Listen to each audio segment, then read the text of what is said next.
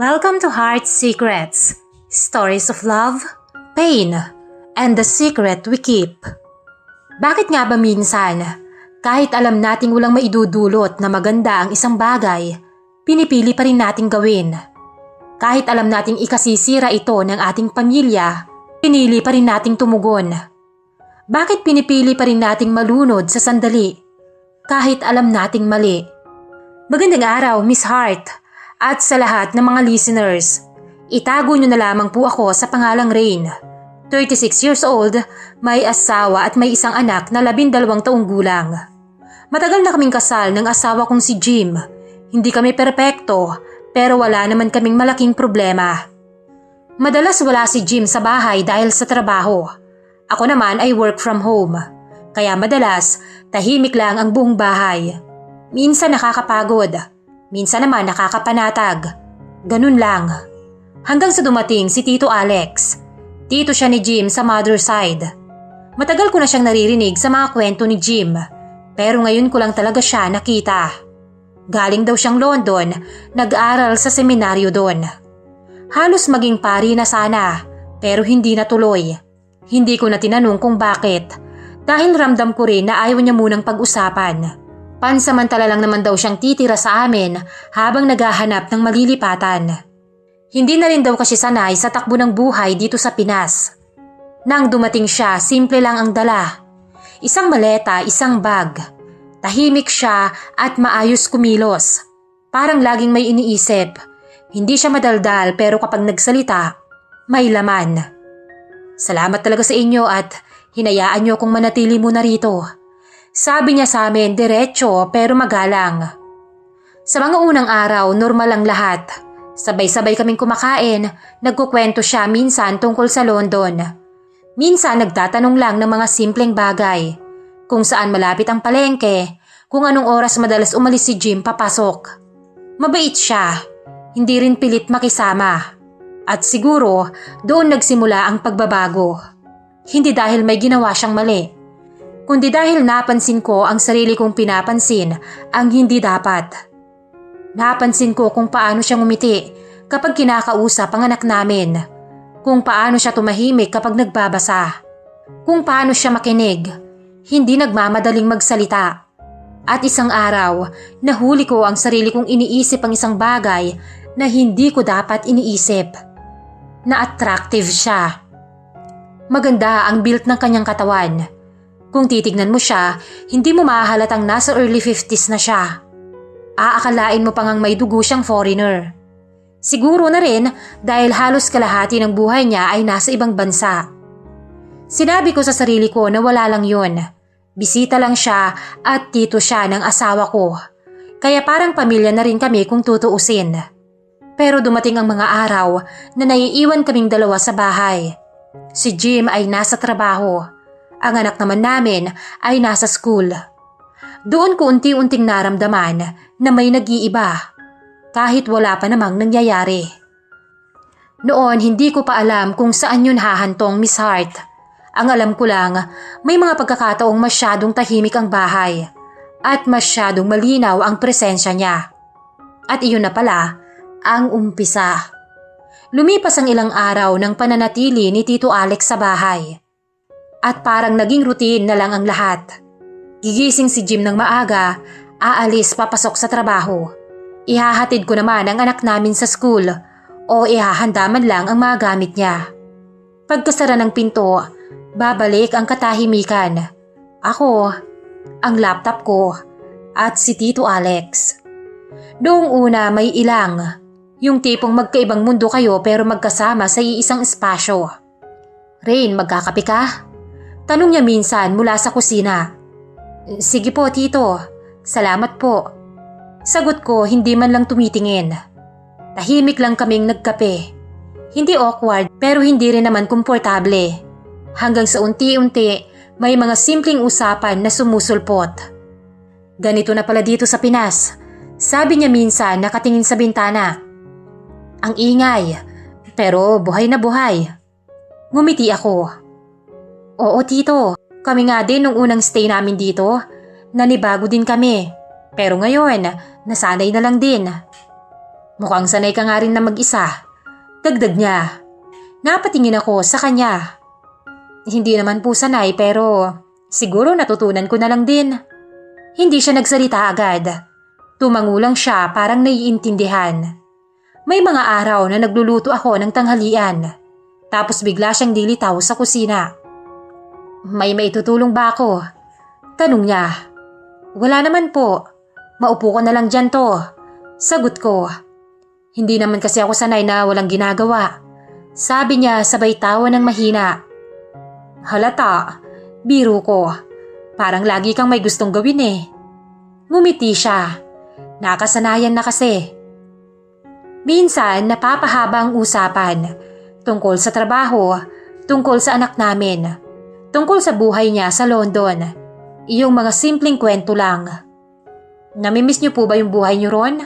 Tanong ko minsan. Oo, sagot niya agad. Pero may mga bagay din doon na gusto kong iwan. Gaya ng usisa ko. Saglit siyang tumahimik. Hindi ko na siya pinilit magsalita pa. Parang may mga tanong na mas okay nang manatiling tanong. May mga pagkakataon ding nagtatawanan kami. Mga simpleng biro lang. Grabe Rain, ang tapang ng timpla mong kape. Sabi niya minsan na nakangiwi. Hindi ka lang sanay tito. Sagot ko, mahina ka lang talaga. Dito oo. Pero sa ibang bagay. Sagot niya sabay ngiti. Hindi ko alam kung bakit. Pero parang may kakaiba sa tono niya ron. Parang may ibig sabihin. Pero ayaw ko munang isipin. May isang hapon, nagkakasabay kaming manood ng TV. Walang pinipiling palabas, background lang. Hindi ka ba nagsasawa sa ganitong routine? Tanong niya. Napaisip ako. Minsan, pero ganito na po eh. Masyadong tahimik. Sabi niya. Nagkatinginan kami saglit. Walang nagsalita at walang nangyari. Simula noon, hindi na lang basta katahimikan ng mga oras na magkasama kami. May mga tingin na mas tumatagal. May mga tanong na hindi na tinatanong. At kahit wala pa ring mali, alam kong may unti-unting nabubuo. Hindi sa kilos, kundi sa pakiramdam. At doon ako unang kinabahan. Isang umaga habang nagkakape kami sa kusina, biglang may sinabi si Tito Alex. Rain, sabi niya, gusto ko sanang makita kung totoo nga yung sinasabi nila tungkol sa dagat dito sa atin. Ngumiti ako. Marami talagang magagandang dagat dito, Tito. Yung malapit lang sana. Dagdag niya. Yung hindi na kailangang bumiyahe ng malayo. Sakto namang narinig ni Jim ang usapan habang nag-aayos ng gamit. Sayang at may trabaho ako, Tito. Sabi niya at tiningnan ako. Pero ikaw, Han, pwede ka ba ngayon? Baka pwedeng masamahan mo si Tito. Napatingin ako kay Jim. Mamaya pa namang hapon yung trabaho ko. Yun, edi okay. Sabi niya agad. Mabuti rin yun at na makapag-relax ka rin. Parati ka na lang nakakulong dito sa bahay. Dagdag niyang sabi na nakangiti. Wala naman akong dahilan para tumanggi. Simpleng lakad lang yun. Maliligo lang ng dagat at uuwi rin agad. Pagdating namin doon, hindi matao. Malinis ang hangin, ang araw sakto lang. Hindi masakit sa balat. Tinanggal ni Tito Alex ang tsinelas niya at tumapak sa buhangin. Parang batang unang beses nakakita ng dagat. Ang linaw, sabi niya at bahagyang nakangiti. Namiss ko itong dagat natin. Sabi ko sa iyo eh. Sagot ko. Kaya binabalik-balikan ng mga tao to. Naglakad kami papunta sa tubig. Nang lumusong kami, napasinghap siya sa lamig ng tubig. Oh, ang lamig. Sabi niya at natawa. Huwag ka kasing pabigla-bigla. Sabay abot ng kamay ko. Hinawakan niya yon. Sandali lang dapat, pantulong lang. Pero hindi niya agad binitawan. At hindi rin agad ako bumitaw. Salamat, sabi niya nang mababa ang boses. Wala po yun. Sagot ko kahit may kung anong kumislot sa dibdib ko. Habang palalim kami, may mga alon na biglang tataas. Kapag may paparating, kusa niyang ilalapit ang kamay niya sa braso ko. Minsan naman sa bewang. Parang reflex lang. Okay ka lang? Tanong niya minsan nang may alon na muntik na akong matumba. Opo, sagot ko kahit ramdam ko ang kamay niya sa gilid ko. Mas matagal kesa sa kinakailangan, Miss Hart. May isang sandali na natawa ako dahil muntik na siyang matumba. Hinawakan ko ang braso niya para alalayan. Sa halip na bitawan, napansin kong mas humigpit ang hawak niya. Nagkatinginan kami. Hindi matagal pero sapat para lukubin ako ng kakaibang pakiramdam. Walang nagsalita at walang umalis. Parang pareho naming naramdaman na may mali pero walang gustong umamin. Pag-ahon namin, pareho kaming tahimik. Umupo kami sa buhangin. Magkalapit pero hindi nagtatama ang katawan. At habang pinapahid ko ang tubig sa mga braso ko, ramdam ko ang mga tingin niya. Miss Hart, pagkatapos ng araw na yun sa dagat, may nagbago. Ramdam ko parang may bahagyang ilaw na hindi namin pinapatay. Sa bahay, bumalik ang routine. Pareho pa rin. Si Jim papasok sa trabaho. Ang anak namin ay papasok sa school. Kami ni Tito Alex may iwan. Pero hindi na tulad ng dati ang katahimikan. Gusto niyo pong magmerienda? Tanong ko minsan nang nasa kusina ako. Sige ba? Sagot niya. Pero sandwich lang po to. Sabi ko, okay na yan.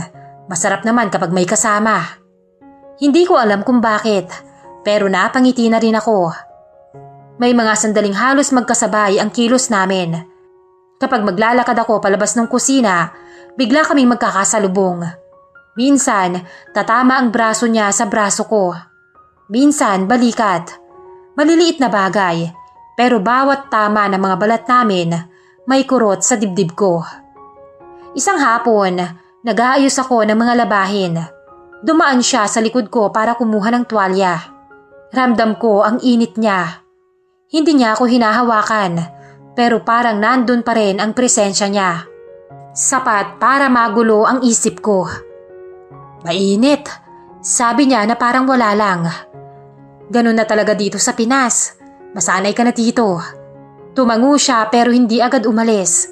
Parang may gusto siyang sabihin pero pinipigilan. Isang gabi, habang nanonood kami ng TV, naupo siya sa sofa. Mas malapit kaysa dati. Rain, bigla niyang sabi mababa ang boses. Okay ka lang ba? Oo naman po. Sagot ko agad. Ikaw? Okay lang din. Pero hindi iyon ang tono ng taong okay lang. Nagkatinginan kami. May ilang segundo na parang huminto ang oras. Walang gumalaw, pero malinaw ang naroon sa pagitan namin. Atraksyon na hindi na kayang itago sa pagpipilit na normal. Ako ang unang umiwas ng tingin. May lulutuin pa po ako. Sabi ko at tumayo agad. Sige, pero alam namin pareho, hindi ito mawawala sa simpleng pag-iwas. At kung hindi kami hihinto, may mangyayaring hindi na namin mababawi. Hindi ko matandaan, Miss Hart, kung anong eksaktong araw yon. Ang alam ko lang, parang pagod ang buong linggo. Si Jim late umuuwi. Ang anak naman namin nasa barkada. At laging kaming dalawa ni Tito Alex ang naiiwan. Tahimik ang bahay noon, nag-aya akong maghapunan ng maaga. Naupo kami sa mesa magkaharap. May ilang sandali na walang imik. Hanggang siya na ang unang nagsalita. Masarap ang luto mo, sabi niya ng mabagal. Walang anuman po, maikli kong sagot. Pagkatapos naming kumain, nagligpit ako sa kusina. Sumunod siya at nag-alok ng tulong. Magkatabi kaming naguhugas ng pinggan. Masyado kaming magkalapit. Ramdam ko na ang galaw niya, ang presensya niya. Wala siyang ginagawa pero parang sapat na yon. Rain, sabi niya ng mahina. Napatingin ako sa kanya. Hindi ko alam pero parang may ibang sinasabi ang mga mata niya. Napakislot ako nang hawakan niya ang mga kamay ko. Ilang araw kong sinusubukang pigilan. Pero hindi ko kaya. Hindi ko kayang itanggi. Alam kong mali pero bakit? Hindi na niya natuloy ang sasabihin nang idampi ko ang labi ko sa kanya.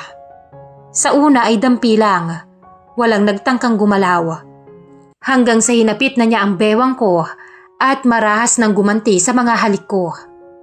Hindi ko na alam kung paano kami napunta sa kanyang kwarto nang hindi man lang pinuputol ang halik na yon. Namalayan ko na lamang ang kanyang kabigatan sa ibabaw ko at ang mga saplot namin ay nasa sahig na ng kanyang kwarto. Pareho kaming basang-basa ng pawis at naghahabol ng hininga pagkatapos. Pasensya ka na rin, mahinang sabi niya. Pareho naman nating ginusto, Tito. Tanging sabi ko habang dinadampot ang iba ko pang saplot. Mabigat ang dibdib ko nung gabing yon. Hindi ako makatulog dahil binabagabag ako ng aking konsensya habang katabi ko ang asawa ko. Akala ko, Miss Hart, pagkatapos ng gabing yon, matatapos na. Nababalik kami sa dati. Nakaya naming magpanggap na walang nangyari. Pero mali. Hindi na bumalik sa dati ang tingin namin sa isa't isa.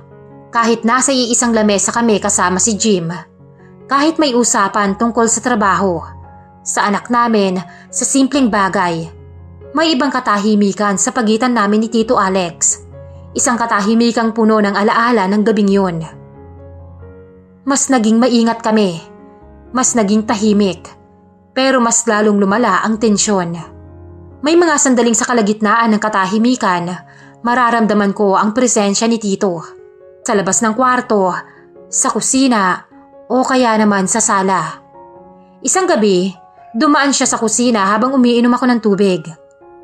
Hindi ka pa natutulog? Tanong niya ng mahina. Nahihirapan ako makatulog eh.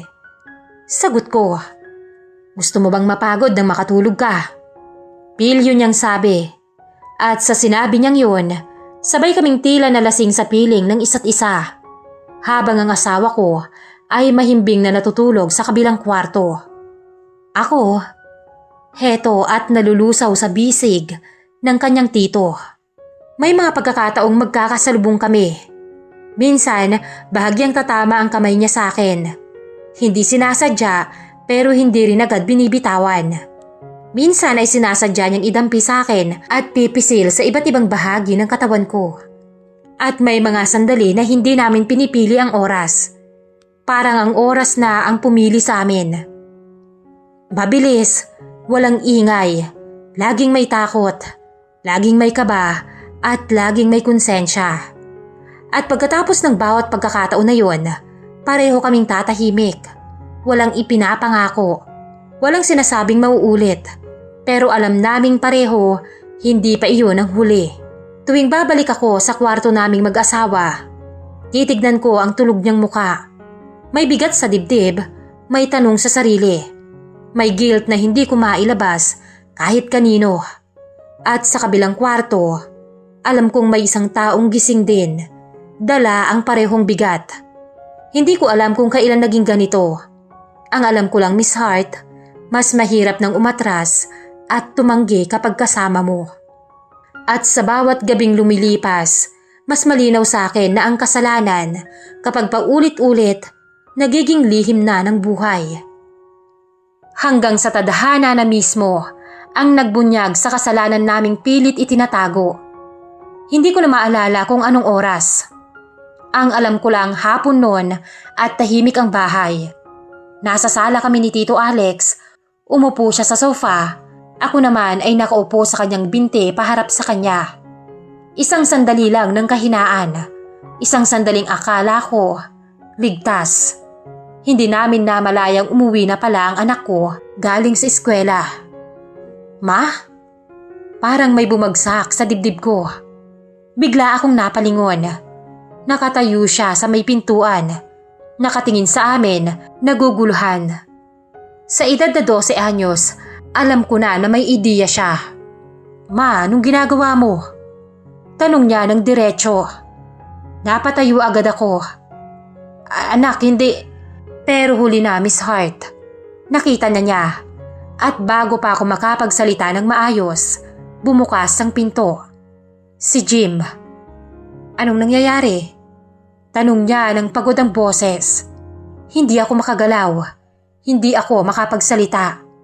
Pa, sabi ng anak namin. Si Mami tsaka si Tito Alex. Parang tumigil ang mundo, Miss Hart. Hindi ko maipaliwanag kung gaano kalakas ang tibok ng dibdib ko. Sa kaba at sa takot. Ano? Mariing tanong ni Jim na nakatingin sa akin. Rain. Jim, makinig ka. Nanginginig ang boses ko. Pero lumingon na siya kay Tito Alex. Alam kong may ideya na siya. Jim, pasensya na. Sabi ni Tito. Tumayo rin. Hindi pa man natatapos ni Tito Alex ang sasabihin. Sumugod na si Jim. Isang suntok at bumagsak si Tito Alex sa gilid ng mesa. Lumingon siya sa akin. Mas masakit ang tingin niya kaysa sa sigaw. Ikaw? Tanong niya ng mahina. Paano mo nagawa rin? Alam mong tito ko yun. Nakakadiri ka. Sabay talikod sa amin. Umalis si Tito Alex kinagabihan din yun. Walang salita at walang paalam. Ako at si Jim, hindi na rin bumalik sa dati. Naghiwalay kami makalipas ang ilang buwan. Ngayon, paminsan-minsan ko na lang binibisita ang anak namin. Matagal din bago ako tuluyang kinausap ng anak ko. At sa tuwing yayakap siya sa akin, ramdam ko ang bigat ng nagawa ko. Wala na akong balita kay Tito Alex. Sabi ni Jim, umalis daw ito ng bansa. Dahil sa hiya at dahil sa guilt. Marahil para takasan ang alaala. At ako, pilit na bumabangon at araw-araw na pinagsisisihan ang kagagahan ko. At sana, sa kwentong ito ng buhay ko, ay may mapulot kayong aral. Na minsan, kahit maayos na ang buhay mo, isang maling desisyon lang ang kailangan para gumuho ang lahat. At hanggang ngayon, dala ko pa rin ang bigat nun. Sa bawat katahimikan at sa bawat yakap na kulang. Sa bawat gabi na alam kong ako ang may kasalanan kung bakit nasira ang pamilya ko. Hanggang dito na lamang po ako, Miss Hart. Maraming salamat sa iyong pagbabasa. Lubos na gumagalang, Rain. Please like, comment, and subscribe sa ating channel.